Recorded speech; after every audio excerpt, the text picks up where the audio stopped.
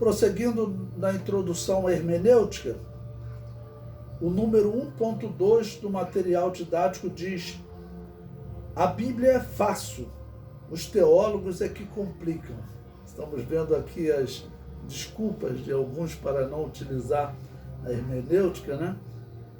O comentário diz: essa frase parte de pessoas que não sabem o significado do termo teólogo. Teólogo, do grego, aquele que estuda sobre Deus. Sabemos que a interpretação pode facilitar ou complicar, mas a função elementar do intérprete é simplificar. Se alguém complica, é porque não interpretou de forma correta ou não sabe transmitir o que interpretou. O intérprete deve fazer como Esdras, explicar o sentido para que o ouvinte entenda. Em Neemias capítulo 8, versículos 7 e 8 diz: e Jesua, e Bani, e Serebias, e Jamim, e Acube, e Sabetai, e Odias, e Maacéias, e Quelita, e Azarias, e Josabade, e Anã, e Pelaias, e os levitas ensinavam ao povo na lei, e o povo estava no seu posto.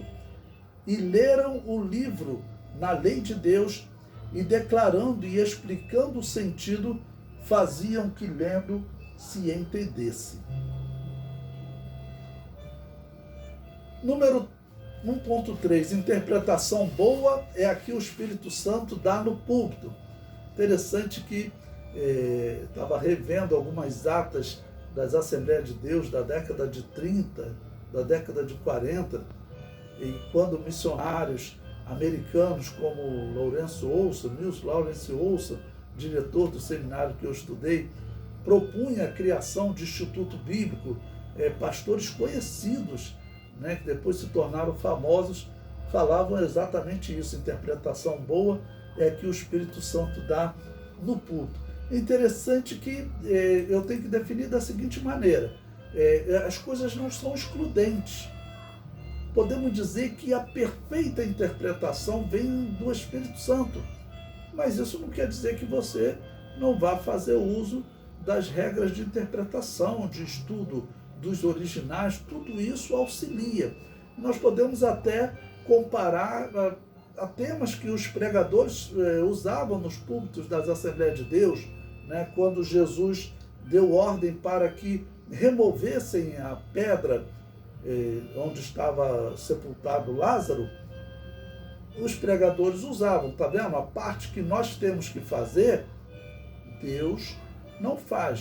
Jesus poderia remover a pedra pelo seu poder, mas ele deu ordem para que eles removessem a pedra. Então eu aplicaria até esse pensamento que era muito comum, eu quando criança ouvi diversas vezes nos púlpitos, né, para dizer: olha, tem uma parte que nós temos que fazer, que é buscar o conhecimento literário, procurar nos aperfeiçoarmos para não cometermos erros infantis, porque essa parte de tirar a pedra do sepulcro de Lázaro, que nós temos que fazer, segundo os pregadores que eu ouvia quando criança, Deus não fará. O comentário diz: sem dúvida o Espírito Santo é o grande intérprete das Escrituras, mas ele não ajuda aqueles que não se dedicam à interpretação. Sem a ajuda do Espírito Santo, até homens de Deus como Samuel podem cair no erro de interpretar de forma errada. Nas palavras de Samuel a Deus, ele interpretou que ele, Samuel, estava sendo rejeitado pelo povo. 1 Samuel 8,7, e diz o Senhor a Samuel: ouve a voz do povo em tudo quanto te disser, pois não te tem rejeitado a ti, antes a mim me tem rejeitado, para eu não reinar sobre ele. Ou seja, o povo tinha rejeitado a Deus, estava rejeitando a Deus, para Deus não reinar sobre ele. E Samuel, um homem de Deus, interpretou errado. Ele interpretou que ele estava sendo rejeitado. Não era Samuel, o problema não era Samuel, a questão era Deus. Então Samuel está errando na interpretação até da posição do homem na frente, vamos aplicar hoje, da igreja, na frente do povo de Deus. Um erro que o povo tem em relação a esse homem, o povo não está errando. Na verdade, não é contra ele, é contra Deus. Samuel, como juiz, Deus estava reinando. Quando o povo diz que não queria mais ele como juiz, queria um rei, ele acha que ele estava sendo substituído. Não era ele a ser substituído, né? Era Deus que estava sendo substituído. Então, a questão aqui é o erro de interpretação do homem de Deus. Que bom que Deus falou com Samuel e corrigiu. Mas quantos homens aí na história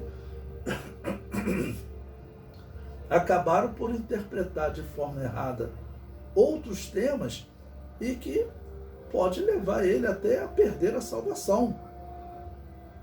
Diz a história que o autor, o criador dessa seita adventista do sétimo dia, ele interpretou errado as escrituras de Daniel, o livro de Daniel. Ele calculou, baseado no livro de Daniel, a volta de Jesus como devendo acontecer em 1843, se não me foge a memória. Bom, ele errou a interpretação. Depois colocou no ano seguinte. Aquele erro de interpretação, ele causou o surgimento de uma seita. Porque, segundo a história, o organizador dessa doutrina, dessa heresia inicial, quando ele viu que realmente ele errou uma, duas vezes, ele abandonou tudo e voltou para a Igreja Batista, de onde ele era. Mas a seita não acabou. O erro de interpretação dele levou outras pessoas a outro erro de interpretação. Como disse Jesus, um abismo chama outro abismo. Ele abandonou a seita, voltou para a Igreja Batista. Mas Ellen White, uma das discípulas dele, ela então teve uma outra interpretação. Ela interpretou que ele, na verdade, acertou no tempo da volta de Jesus, ele só teria errado na forma da interpretação. Ou seja, ele pensava que Jesus voltaria na Terra, e a interpretação correta, diz Ellen White, é que ele entraria no santuário celestial para completar a obra expiatória. Ou seja, essa nova interpretação já entrou num erro gravíssimo. Não, o erro de Guilherme Miller não era tão grave, mas o erro dela já era muito grave, porque quando ela disse que Jesus entrou no santuário para completar a obra expiatória, ela estava dizendo que a obra expiatória da cruz não foi completa, não foi perfeita. E aí ela mexeu com o dogma do cristianismo. Por isso é que eles são caracterizados como uma seita. Eles não são caracterizados por uma seita por guardar o sábado, porque a Bíblia é bem clara em dizer que nós não devemos fazer distinção entre dias e dias. Uns consideram iguais todos os dias, outros fazem distinção entre dias e dias, disse o apóstolo Paulo em Romanos 14. Ele falou, cada um esteja na sua fé, ou seja, ele está dizendo que Cristo morreu por todos e todos devem manter-se na sua fé. Então, se quer guardar o sábado, guarde. Se aparecer amanhã um grupo dizendo que deve guardar a segunda-feira, guarde a segunda-feira, né? Se outro acha que deve guardar o domingo, guarde o domingo. Mas o que a Bíblia nos diz é que nós devemos guardar todos os dias. O dia de descanso é o que a sociedade me proporcionar, e amém. Número 1.4 do material didático diz: a letra mata, o espírito vivifica. Bom, alguns utilizam essa expressão, esse texto do apóstolo Paulo. Então, vejamos o que significa. O comentário diz: essa expressão é usada por aqueles que defendem o estudo da Bíblia como algo perigoso, algo que pode levar o cristão à morte espiritual, porque eles falam da letra, do texto.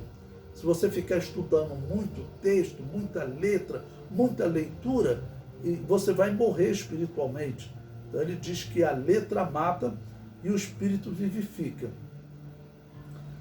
O comentário prossegue. Que afirmação absurda! Segundo esses preguiçosos, o estudo minucioso da palavra de Deus é inútil e até perigoso. Ou seja, porque ele está criticando a leitura do texto. Para você fazer um estudo minucioso, você tem que fazer uma leitura do texto, uma leitura detalhada, minuciosa. Essa afirmação absurda é uma interpretação errônea de 2 Coríntios 3,6, que diz: o qual nos fez também capazes de ser ministros do Novo Testamento, não da letra, mas do Espírito, porque a letra mata e o Espírito vivifica. Mas observando o contexto, concluímos que a letra a que Paulo faz referência é a lei, escrita em pedra, em oposição à lei de Cristo, escrita em nossos corações. Nós lemos o versículo 6, se nós retornarmos 3 versículos, o versículo 3, ele diz: porque já é manifesto que vós sois a carta de Cristo, ministrada por nós, escrita não com tinta, mas com o Espírito do Deus vivo, não em tábuas de pedra, mas nas tábuas de carne do coração. Então, quando ele está falando de escrita em tábuas de pedra, ele está falando da lei dada a Moisés. Aquela lei, por que ela matava? Porque o homem que cometesse qualquer daqueles delitos, contra um daqueles mandamentos, ele deveria ser apedrejado. Ele morreria. E claro, todos nós, em pecado, fomos concebidos, e em algum momento da nossa vida, nós cometemos pecados que nos levariam à morte. Mas então é uma comparação entre a lei escrita em pedras com a lei escrita em nossos corações pelo Espírito Santo. Essa é que vivifica. Então não é letra de você ler palavras, ler versículos, ler capítulos da Bíblia. Não. Essa letra que Paulo faz referência é a lei de Israel.